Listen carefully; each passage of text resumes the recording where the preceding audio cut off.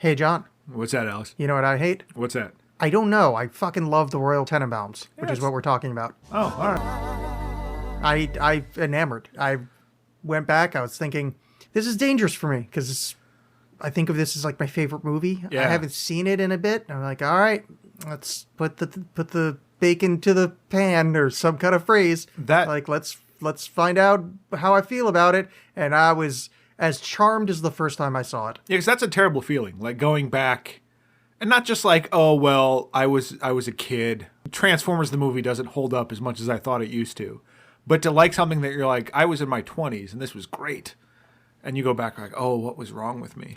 Yeah, thankfully I didn't. The one scene, which I mean, I don't know how we're going to talk about this, but like the one scene I remember not thinking was particularly strong was still not particularly strong.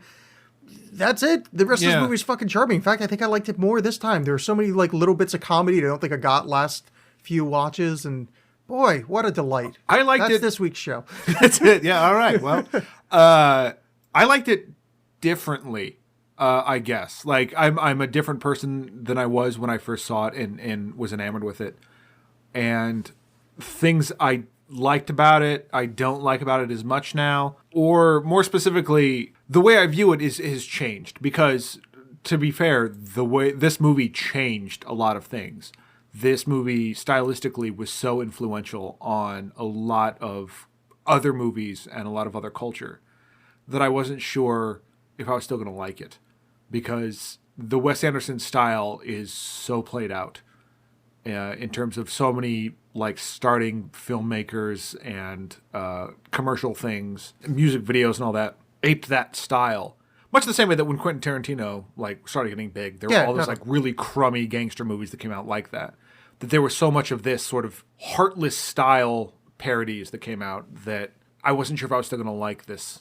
No, I got you. It's like liking the Matrix, and then we watched Equilibrium. I mean, right. this is It's the same. It's the same kind of thing, and the original still holds up. The original still like, and not that this was the original Wes Anderson style. No, but I think this is his best movie. I will argue that. Yeah, I think so as well. I mean, I've previously said that, and I got a lot of argument for it, but I've watched all the kind of classic ones again since then, and then gone back to Tenenbaums, and man, I think this is the only argument that I think can be made is Rushmore might be a little better, but I still think this is a stronger movie. When you look at his movies as a whole and the themes of his movies, this is the best distillation of those themes. Rushmore certainly had a lot of that, but I think this was a grander story, more of the kind of like children as adults, adults as children, that relationship kind of thing played off a lot better here. And as the last movie he did with Owen Wilson as a screenwriter, like he needs Owen Wilson. I think none of his movies has been as strong since then. Yeah, and I don't know what the like the partitioning of work is, you know. Yeah. But it feels like there's a humanity here that's missing in so many of his other movies. Owen Wilson wasn't on Life Aquatic? No. Oh, okay. He did. I mean, he was in it, but he didn't write it. Yeah, all right, because Life Aquatic still felt... That's the one in my head that feels... The last one that feels like the kind of old Wes Anderson. I kind of draw the line after Life Aquatic. Because see, that to me, that's the one that I bailed. That's when I bailed. I did not like Life Aquatic very much. And I never saw Darjeeling Limited. We talked about previously because I can't give it a fair shake because I don't like Adrian Brody. Basically, and this is true to this movie, is that you kind of have to accept with Wes Anderson movies that this is the reality that you're dealing with. Like, you're not going to be expecting any kind of like gritty realism or any sort of honest emotions. To be fair, it's like he's constructing these little perfect puff pastries that you kind of just are on board with or you're not. And I think this one still has enough realism to it, or still has enough honest emotion to it that you still can. That I feel like is missing in so many others, like Moonrise Kingdom. But when he tries to, and we can talk about this a little bit later with Tenenbaums, because there's some heavy stuff that happens, that I think the way he constructs films, when the heavy stuff happens, it doesn't always work very well, because it's all these sort of emotions under glass. Yeah. Now, we were talking about how this is going to be difficult to talk about just because we can't do it in our normal narrative order, because this movie doesn't really have a narrative order. I mean, it does, but I mean, it's so small and quick. But I was thinking that the amount of food metaphors you just used, we can do it in a Great British Bake Off style. I'm very hungry. You can be Paul Hollywood. I'll be Mary Berry. And we'll talk about the soggy bottoms of these pastries. And I think the highlight of these pastry is obviously Kumar Paliana. Yeah, all right. So I think the kind of starting point of the film is this. I really like J.D. Salinger as well. Now, have you read the Glass stories? We have established on this podcast I do not read books, and I think that they're evil Yeah. and should be destroyed. I couldn't remember if we actually established that on air. Well, I have said that don't read books. Yeah. Let me ask you this: J.D. Salinger books. Yes. Are there pictures in there depicting Batman punching a thing? I think there's one or two in Hang High the Roof Beams Carpenters with Seymour. Then I've read that one. Okay, yeah. That's I think that is sweet. Mr. Freeze and I can't think of another Batman villain. Let's go with Mad Hatter. Victor Zsasz. Yeah. I know it's your favorite one because Kevin Smith writes it. Yeah. All right, so yeah, I guess for me as a literature nerd and as a huge J.D. Salinger fan, not Catcher in the Rye because that book kind of blows, but as a short story writer, I think you're hard pressed to find a better short story writer, and it needs to be brought up for this movie because this is not plagiarism, but I mean he just directly lifted the Glass family for these. I mean it's not 1-to-1, but Jesus Christ, it's close. I can't speak to that, but so much of the feel of this reminded me a lot of Jacques Tati. Coming from like a more filmy background, made these movies, Monsieur Hulot's Holiday, Playtime, Mon Oncle, I think was his big one. But this kind of like European-y, well-constructed, but light and airy feel. Yeah. And that's what I was thinking of throughout this. Yeah, I mean, I think film-wise, that's the reference point, because I know Anderson references, not specific to those, but like as reference French film as like one of his influences or whatever. But yeah, story-wise, like, so the Salinger in the Glass family is a family full of very smart people, family full of geniuses, and they all went on this radio talk show when they were young, and that's where they got famous, and they all kind of got disillusioned from it afterwards. And one of the main kind of story points for the rest of the books is, and it's spoiler alert to people that haven't read a book from 60 years ago, is the suicide of Seymour Glass, which is the opening story in 9 Stories, one of Salinger's famous short story collections, which is very much the Ritchie, a suicide attempt. Like, there's a lot of kind of 1-to-1. I mean, they're both in New York. There's Franny and Zooey, the collection of 2 kind of longer short stories, maybe even novellas. But the front half of Zooey is him sitting in a bathtub reading script lines while his mom's in the room with him, pestering him about things, which is, I mean, a direct corollary to Margot in the bathtub talking to Angelica Houston, and to Raleigh St. Clair. Well, and I feel like with this movie, if you wanted to look too closely at it, as we often do, that like plot-wise or motivation-wise, that some of the stuff just really doesn't make any sense or doesn't really hold up. But I feel like Anderson is deft enough to like get around that you're not thinking about that. You're so kind of caught up in the emotion of the moment, or what he considers the emotion of the moment, and the intricately designed everything, that you're not thinking about that other stuff too much. Yeah, I normally he's effective with that, but this was such a, like, if you read the Salinger stuff, it's so directly there, which is, it's great. Yeah, like I really like those short stories, but it's hard. Like, I don't know what this movie's like to someone that hasn't read those books, because it's immediate. Like, there's no equivocation. It'd be like a xenomorph showing up in a book and then going, no, Alien has nothing to do with those book series. No, I did the same thing when I watched the movie version of Doom, and I was like, well, people that haven't played this, I don't know if they're going to enjoy it. Yeah, I mean, that's a really great way to compare. Yeah, it's 1-to-1. I mean, J.D. Salinger, John Romero, same guy, and the people from id Software.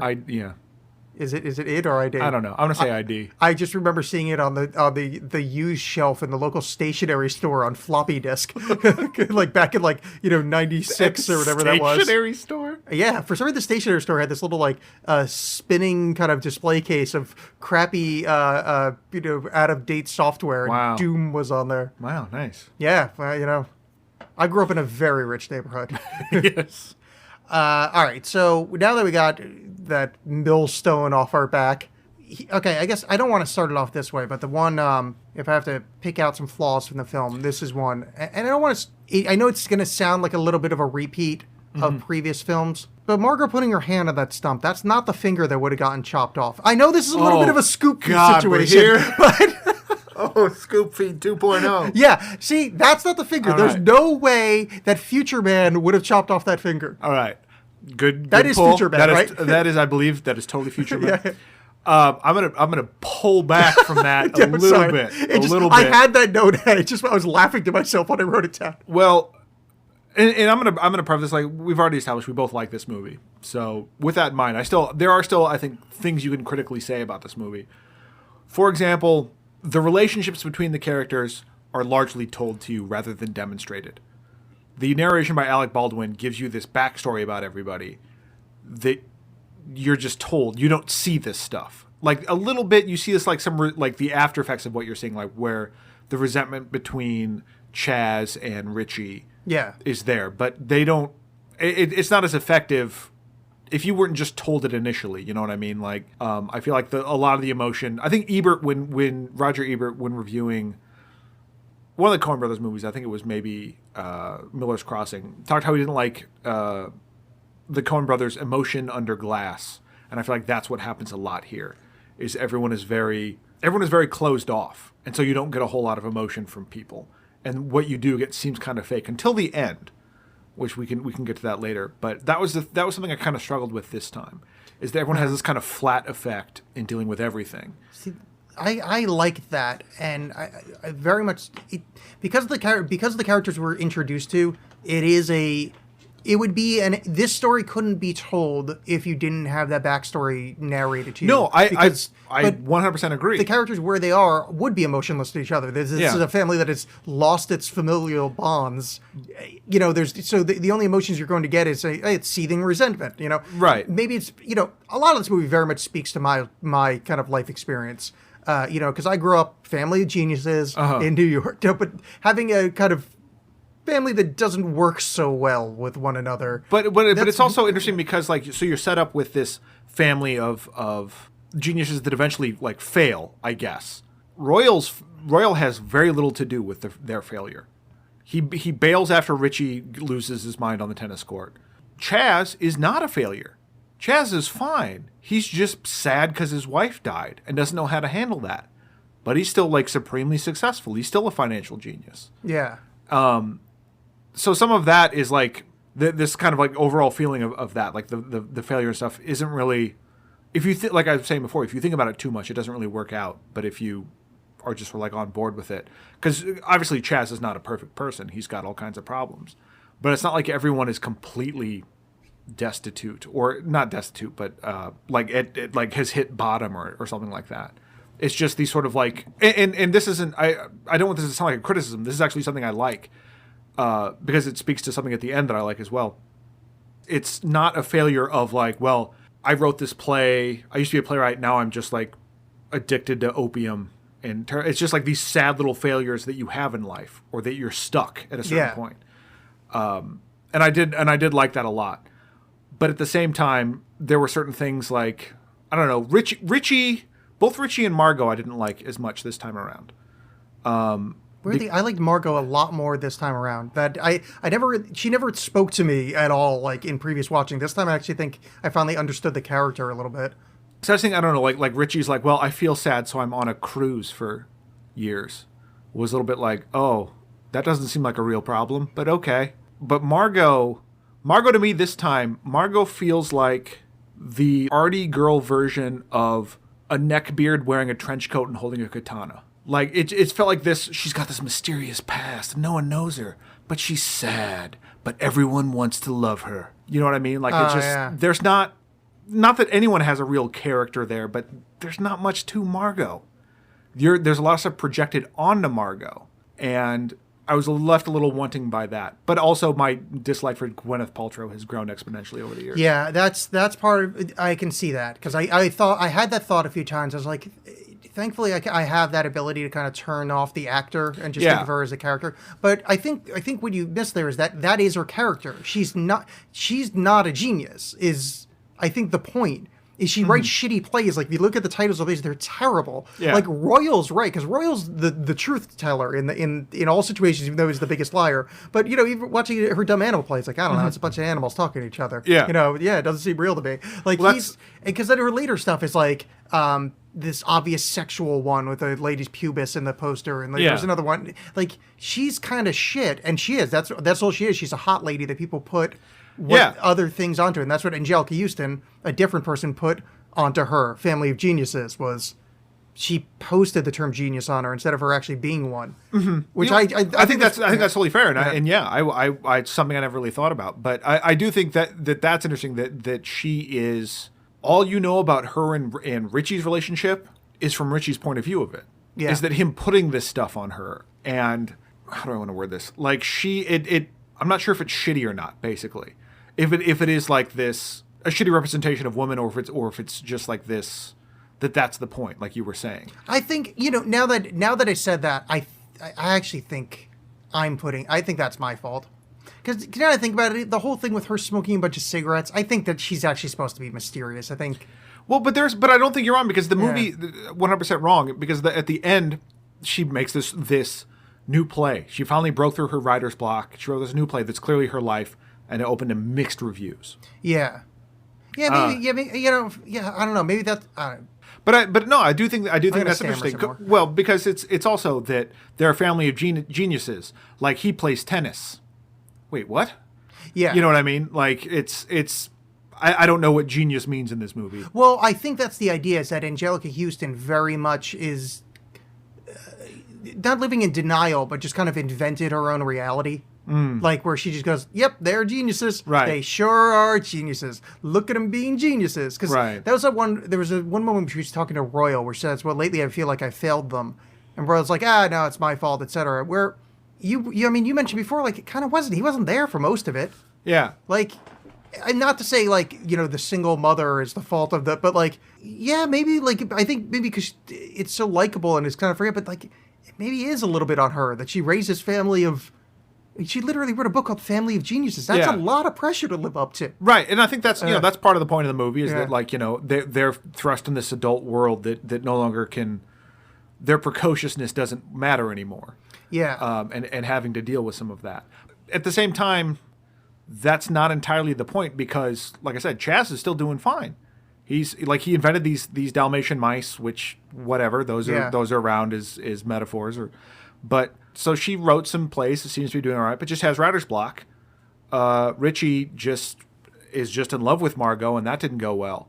There's nothing about like them reaching beyond their grasp. Yeah. There's nothing about that. It's more just that like things were great and now things are less good. I don't know. Like, I was thinking about it too much, I think, in this movie. I think that part of it also is, it's not that things peaked early. And that's why, I think it's very much why the house looks so 70s and why everybody's dressed in a 70s kind of fashion, which I think is 70s. I'm bad at years, and Wes Anderson feels so 60s to me that him doing 70s is confusing. But I think that's kind of part of that. Like, it's like, remember Married with Children, where Al constantly brought up how he scored X number of touchdowns in a game. That is one of 3 things I know about Married with Children. Yeah, but that's very, like, this movie is like, they're all a bunch of them. Like, there are a bunch of people that peaked in high school, even though not high school. Yeah. But, yeah, I don't know. I mean, it's the same thing with Eli Cash, where Owen Wilson, who I really like in this movie. Yeah, he's really good. And I think I liked more than ever. Not only just for the melancholy of sort of what's happened to Owen Wilson since, like his own battles with depression. Yeah. And that, but just like that character, the wannabe character that he is so fucking good in this movie. Yeah. I wrote the one part where I was crying and then realized how deep it was. Where he's talking to, like, on the fake Mike Rowe shows, and he goes, "Well, my previous novel Wildcat, written in a kind of obsolete vernacular." Wildcat. Yeah, where he just Wildcat. Yeah. I'm gonna go. Yeah. Like I was just like, oh, I'm hurt and really amused by this. It's like the depth that fucking idiot actor got across in a dumb, like, just saying, oh, so like, I was like, God damn you for being good, because I want to hate him so much. Well, his was a struggle. As a human, I mean. Yeah, but like his was a struggle I identified a bit more with this time around. And I like that he's kind of this like lightweight Cormac McCarthy almost. Yeah, totally. That's a really great way to put it. Yeah. And that I also noticed, by the way, that Charlie Rose kind of guy. Yeah. In later in the film where you're seeing the dossier about Margot. Yeah. and it's her like making out with all those guys or whatever, but it's like her publicity tour. It's that same guy touching her boobs like she's in the makeup room. It's that same guy. Oh, I didn't put that together. I've seen this movie like 10 times, and I've never noticed that till this viewing. Important note.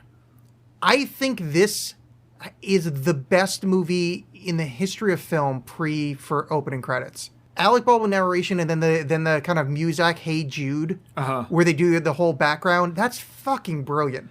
Like I was like, I should watch that again. Like that was so good. It's a great little short film. I would contend my favorite is still Raising Arizona. The 15 minutes prior to the opening things. But I mean, both are contenders.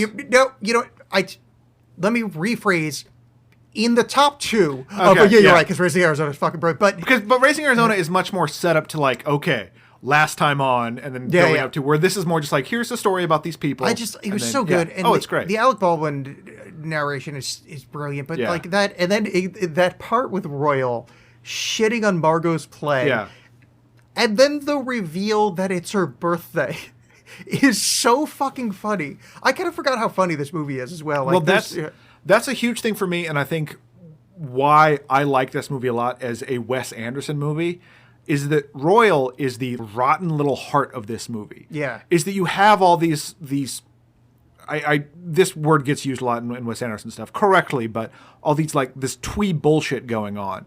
And Royal is this cad in the middle of it that is just this, in a lot of ways, just this son of a bitch, deceitful, awful guy that brings all this like down to a more human level.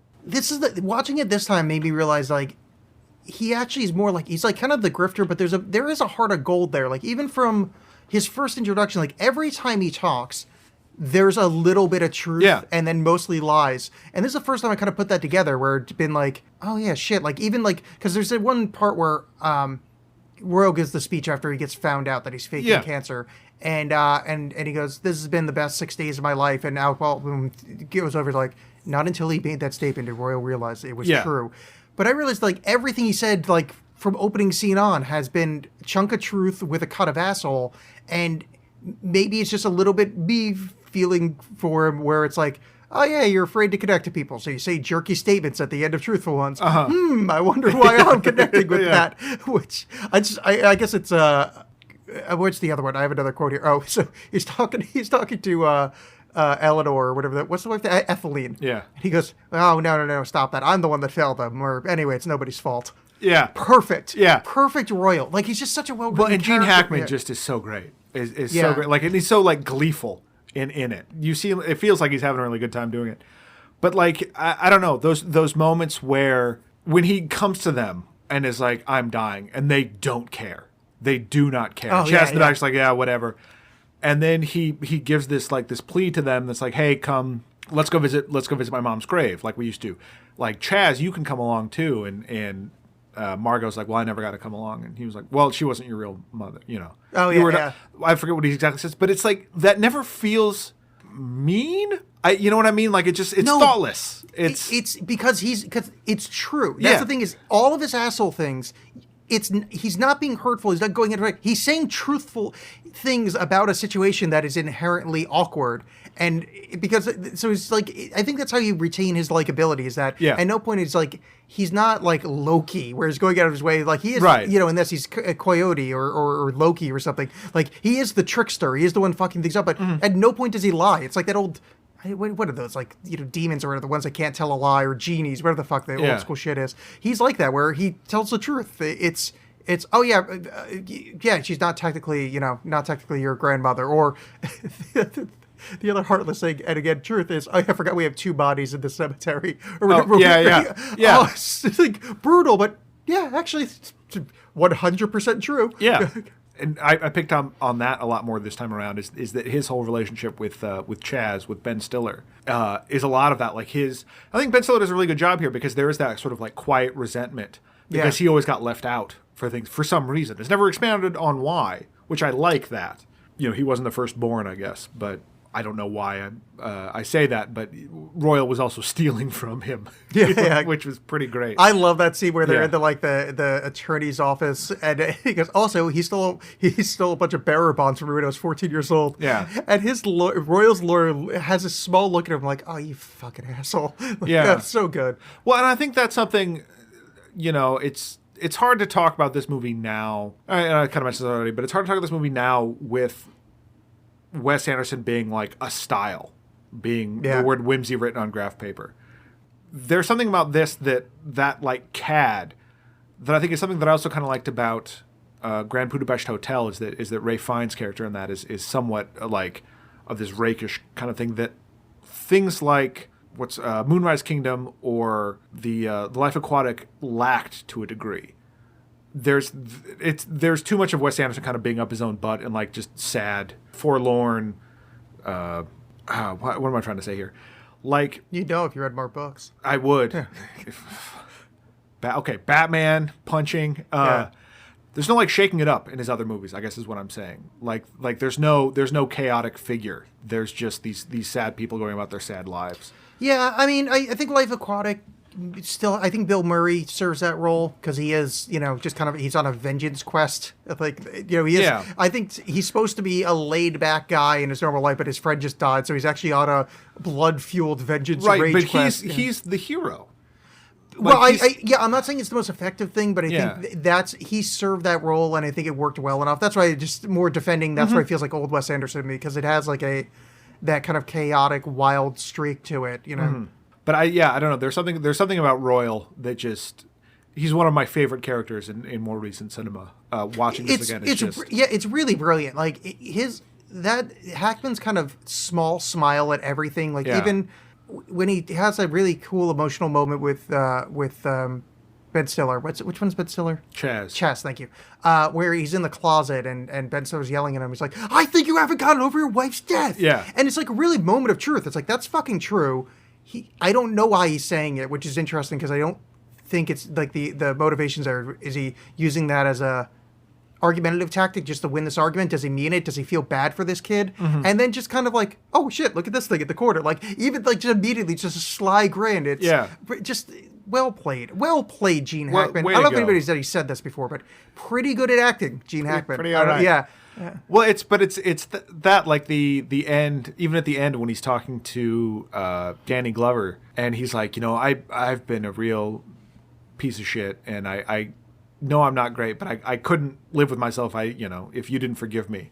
He's like, I don't think you're an asshole. I think you're just a son of a bitch. And he's like, that means a lot. Yeah. And there's like, that is, even though that's a funny line, that's a genuine statement coming from that character. Like he genuinely is like, thank you very much. Yeah. Like, and I like that. I think that there is this heart to that character that I really enjoy.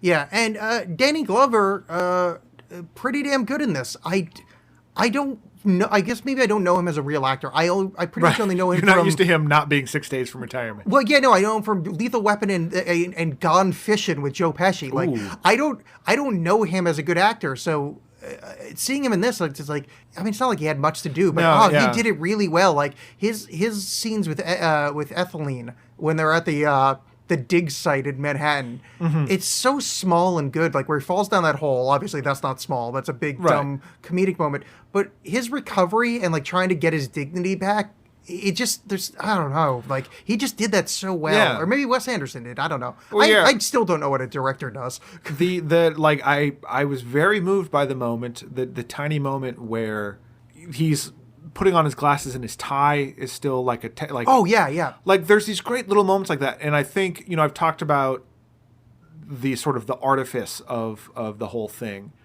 That there are these moments that kind of belie that's these sweet little moments like that, or at the very end when Ben Stiller is like, I had a rough year, Dad.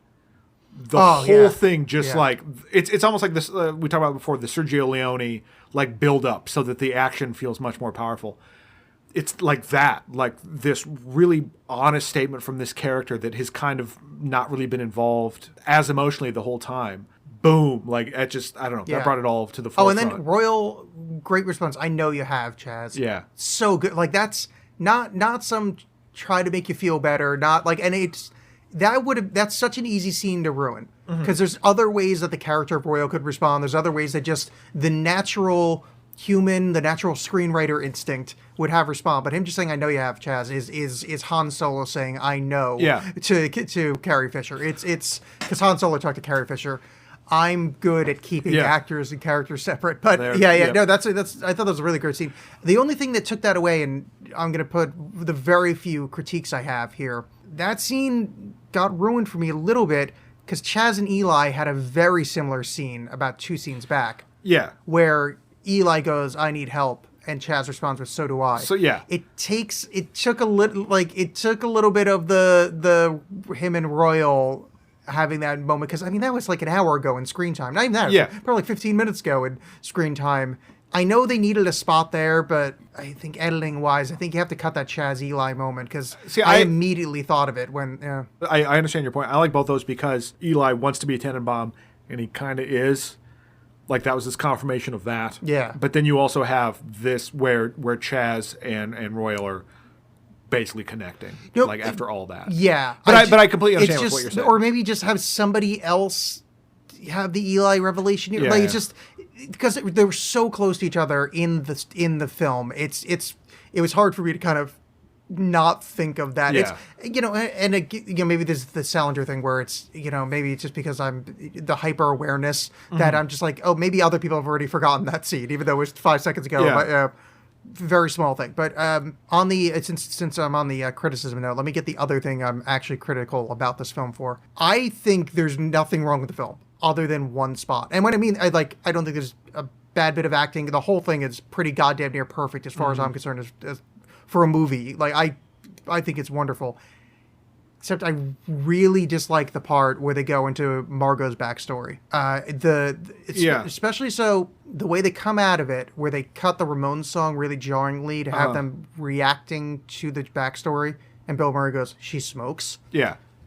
Funny moment on paper, but I think that is edited really poorly, and I don't think it's needed in the film, which sucks because I love this movie. But that backstory, the way that backstory is explained to us, I just think it pulls away from the actual narrative of the film. It took forever to get through, and I think editing wise, that song ending so harshly, cutting back to it, just I just think it wasn't edited well. It did maybe. Yeah, I didn't like it, which sucks because. For me, largely the Richie Margot thing. I don't. I'm not gonna say it sucks, but like I don't enjoy it. I don't like it because I think basically all we know about them is that they ran away to a museum, and then he draws her all the time. Yeah, and so we're just there's very little to Richie other than I love Margot, and there's very little to Margot other than what people put on her, and so he loves her because he loves her. Like that's. Yeah, but I think that works because she's also this vapid, empty character. But that's what they're bonding over. I agree. Not but vapid, empty. That's harsh, but yeah. Yeah, but it's just like that I don't know much about either of these people other than like, okay, well, this is their relationship, and that's fine. See, I think that's why it works for me because that's all they are. But I did while I understand that the purpose of the revealing of her affairs or whatever. Yeah. That was kind of the whole thing. It just felt a little, what's the word I'm looking for? Dumb? Because well, just unnecessary. Where it's just like, yeah, why wouldn't she be nude making out with another lady? Yeah, and also slut shaming a bit. Yeah, it just. I mean, the times were different. It was 2001, but it did feel a little bit like that, like where it's like, oh, she's making out with all these people, and it didn't feel like the point of it was like, look how much she's cheated on Bill Murray. Like that didn't feel like that was the point of that thing. No, it's certainly not. And also, this is only 60% me finding Gwyneth Paltrow attractive. But why does she have a top on and the other lady doesn't? Yeah, I don't know. Like it's just one of those dumb things. Like I always hate that in movies where like a guy has most of his clothes on and the lady's fully nude. Like, I don't want to see him, but it's. What kind of sexual activity were involved in where the disparity of how much clothes you have on? That scene, if there was a dude there, it just stinks of misogyny. Right, it is. It's written and directed by men, so I can say that's right. I don't know. That actually kind of bothered me. Yeah. Like, why are you so lovingly looking at that lady's tits? So Richie attempts to kill himself over Margot, and then like she feels bad about it, I guess. Well, and then it's just like, well, we need to keep this a secret because I guess she's going to try to make something with Raleigh St. Clair work. I don't know.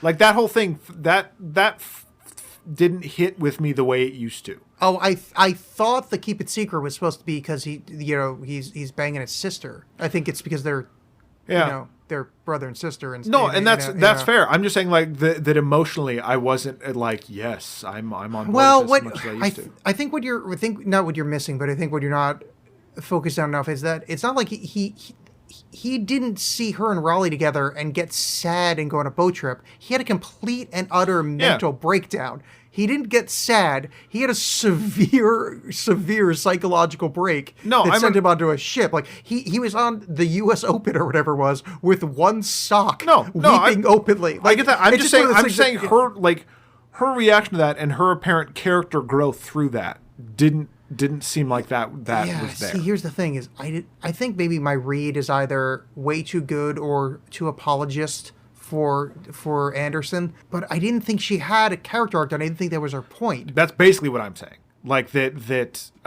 Yeah, see, I'm okay with that. Yeah, like, or maybe, or did you previously see her as? No, when I watched it previously, I felt like, oh, it's this whole thing, and like, oh, they do secretly love each other. Whereas this time, it felt a lot more sort of like at a distance. I never read that because the whole the end is her talking Richie into being a smoker.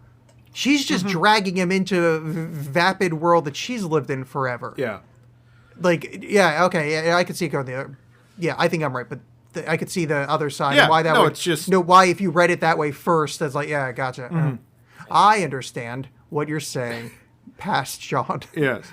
But I do like that this movie, since we're all just jumping around, the way this movie deals with, we talked a little bit about how the way it deals with the failures of these people, but also their redemption at the end, is that no one, like Royal, was a lawyer, litigator. Now he's a lift operator, and he's okay with that because he's made peace with his family to some degree, and he's signed the divorce decree. He's trying to be a better person. Everyone else, like Chaz, is still the same, but he's trying to, there's no indication that he's moved on being so fearful.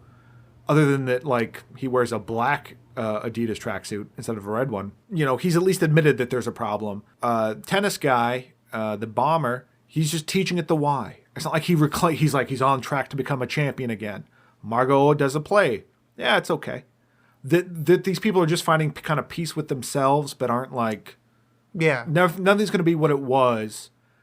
And they've kind of retreated back to home, which is the whole point of the movie. But there's this there's something melancholy about the whole thing, but also hopeful, and I really like that mix at the end. That it's things are they're not winning, but they're carrying on. Yeah, and I liked that a lot with this movie. It's nigh British and it's carrying on. Yes. So since we did bring up the suicide thing, Chaz, why did you try to kill yourself? Ethel, don't press him right now. Richie, I wrote a suicide note. You did? Yeah, right after I regained consciousness. Can we read it? No. Can you paraphrase it for us? I don't think so. Is it dark? Of course it's dark. It's a suicide note. Yeah. That is fucking hilarious. And then Royal, seeing Richie run off and jump on the bus. He didn't look half bad for a suicide. Attempted anyway. Yeah. But that's so Royal. Yeah. ... Attempted anyway. There's a subtle dig that his son didn't do it right. Yeah. Fucking-tastic. Yeah, it's great. I love that character so much. Just because it's also it's not said in this way of what an asshole. It's almost like Tony's mom in The Sopranos, where she's a disabled person that says this stuff without really thinking about it. Yeah. Tennis wristbands. First time I realized that is such obvious foreshadowing, and I've seen the movie 5 fucking times before I picked up on it. Yeah. I'm dumb. Mm-hmm. Just people that watch proper movie critics would have probably gotten that on second viewing, maybe even first. But I oh, that's weird. I actually had the thought the third time I watched the movie, it's weird that he's wearing his tennis wristbands everywhere around the house when he hasn't played tennis in a while. Yeah. You mean the things that cover his wrist, those exposed wrists where all that blood goes through, just covered up with those tennis wristbands. Oh, it must be for warmth. Yeah. I'm gonna go to sleep. I just took it as he's just still living in the past or holding. Oh no, that's totally part of it, but it's such a no. I totally right get it. Fucking there. Yeah. That's something watching it through this time that I've kind of held against Wes Anderson a little bit incorrectly. Is that letting the soundtrack do a lot of the heavy lifting. And I don't think that's the case in this movie because there's so many dramatic moments that happen where the music sort of isn't as like, obviously the needle in the hay bit with the suicide, like that's that. But there's like so many like moments like when Royal's found out, or when Royal like claims to have cancer, or when he's apologizing for having cancer. The music is a counterpoint to that. It's not all sad and serious, which in my head was more the case. And I was wrong about that. But, and I like that. I think that's later Anderson tainting early Anderson for you. Well, this is middle Anderson for you, because it's the soundtrack, although brilliant, but there's a couple spots again, just audio editing ineffective, the way they kill a couple songs. Sorry, it really bothered me. I was just like, because I've edited enough. I'm like, no, that didn't work. See what you're doing there, but I think that's more later Anderson, where it's the kind of, instead of having emotion on the film, they just play an emotional song. Right. But there a lot of those moments are really quiet or have like just understated something. And it's also a thing of me conflating Wes Anderson copycats with Wes Anderson. No, but Wes Anderson, he started to do that too. There was a lot of, and I like Life Aquatic, but that scene where he sees the tiger shark at the end with the Sigur Rós music. Oh man, that gets me. Yeah, but that's just because you're Sigur 100%. Yeah, you could literally. John, we could film me writing on a piece of paper, looking up wistfully, play that Sigur Rós song over it. You're going to be like, oh, man, you must be writing something really deep. What gets me is Bill Murray crying. That's what gets me, is that seeing Bill Murray cry is upsetting. But take that music off, you're like, man up, pussy, as you always say. Yeah, that's true. That's we've had to edit out every instance where I've said John that. said that to me like multiple times. Yeah. Why is Margot's theme the Peanuts Christmas song? I don't know, because it's sad. That's weird. Yeah. Like, I was there in the ice cream shop, and that one scene with she orders butterscotch. Yeah. And it just like, why is the Christmas fucking Peanuts music playing? This is a weird choice. It's totally fine. Yeah. I'm trying to watch it with somewhat of a critical eye. How weird. She's sad. That's the extent of her character, is that she's sad and mysterious. I don't think sad and mysterious really... the music's not mysterious, but it's forlorn. Yeah, I guess. I mean, it's from a very happy Christmas special. Yeah, I don't know. I never found that Christmas special that happy. To be fair, I don't think I've ever actually seen it. Yeah. I think I've turned it off a whole bunch of times. It's more fitting. It's more in line with Royal Tenenbaums than you think. Oh, well, I'll have to make sure never to watch it. Yeah. So we covered some of the major people. Let's just talk about this. Oh, do you sound excited? Well, this is a completely aside. I don't know where else I would fit this in. Yeah. I think society started to collapse when we decided that Dudley was cool. Thank you, because I was about to bring up Dudley. I don't think there's a better third-tier character in a film than Dudley. That whole bit was. I adore those moments. Because when I remember first seeing this and really liking Bill Murray in Rushmore, and this was before the ubiquity of Bill Murray, but wanting him to be in this movie more simply because all those moments with him and Dudley were so hilarious and just so great. What is it? Can the boy tell time? Oh Lord, no. So good. And just the inexplicable, just like the way that kid plays it, where he's like, there's a dent in the cap, and there's a dent there, and just. It's great, but he dresses like this weirdo kid, and then that became like regular style that people would wear. Yeah, well, you can't blame the dumbness of everybody else. No, I know, but I'm just saying the thing, dummy's a bellwether. I said that backwards, but we all know what I meant. Yeah. He is not certainly like Dudley as a character is so incredibly funny. Yeah. The across the room comedy moment of I'm not colorblind, am I? Yeah. Is so fucking funny, and Bill Murray's response in the exact same volume, like I'm afraid you are or whatever. Oh, so I've kind of forgot about Dudley in since previous watching, because he focused on all the other stuff of like my favorite character, obviously Mordecai, but you forget about Dudley. Yeah, I've seen your tattoo. Yeah. No, it's great. Mordecai, do or die. And there's all these. There's all these like little comedic moments like that just work as these goofy little moments, but that some of them also work is not only on that surface level, but I like the Dudley stuff is mainly just for fun, and it's welcome. Yeah, another wonderful moment in the film. Oh, what is that? Is that blood? Oh no, don't worry, that's dog's blood. Yeah. What a brave. He just took them to a dog fight. But the brilliance of it is Have you thought about that, like, on any level, that, like, literally, he just watched a dog get murdered? It doesn't even occur to me how villainous this character is in that moment. I'm just like, oh, that's so sweet. He's bringing in somebody. Yeah. Well, I mean, the whole time he's been taking them, like, shoplifting and they're throwing stuff at cabs. Yeah. I mean, certainly that's an escalation, but it's pretty great. No, that's dog blood. But also, they just walked in the room with their beloved dog. Yeah. So that means the dog went to the dog fight with them. That's true. I guess I never thought about that. Or at least, maybe not. Who cares? Yeah. The point is, it's very funny. Okay. Pagoda. Yes. What a great, weirdly done backstory. Yeah.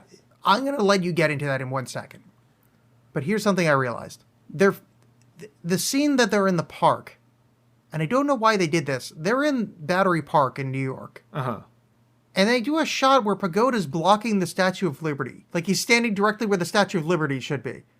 I don't really understand why that happened, but I just found it really funny this time that for some reason he's standing in the Statue of Liberty view. I don't know why that is, but boy, is it funny. I don't have the geographical knowledge to notice that. Also, New Yorkers that are listening, if I said the wrong park, my bad. But it's like the one with there's a handrail, and other movies have shot where that's where you see the Statue of Liberty. Well, yeah, there's just the New York has presented this movie is like the 375th Y, or whatever. Like it doesn't exist, and I wonder if it was that it was to keep it this kind of storybook New York rather than this. You don't see the Empire State Building or all these tropes that you see when you see in New York. That it's just like this city. And I think it's to keep it a little bit more fairy tale. Yeah, you're probably right. As you say that, I'm pretty sure maybe somebody had pointed that out to me about 6 years ago. Because when you said hiding it, like that it's New York City, I went, oh, I think somebody actually pointed it out to me in about 2008. Yeah. And I forgot and thought that was my thought. The same way that there's not... Actually, I'm really embarrassed at this moment because I'm really sure this happened. Well, the same way that there's not yellow cabs. They're these weird beat-up gypsy cabs. Yeah. That every time anyone catches a cab, it's these weird... It seems like someone's running a scam on you cabs. I think gypsy cabs used to exist. No, they did, yeah. But it's just, I for some reason, that really struck me this time around. Yeah.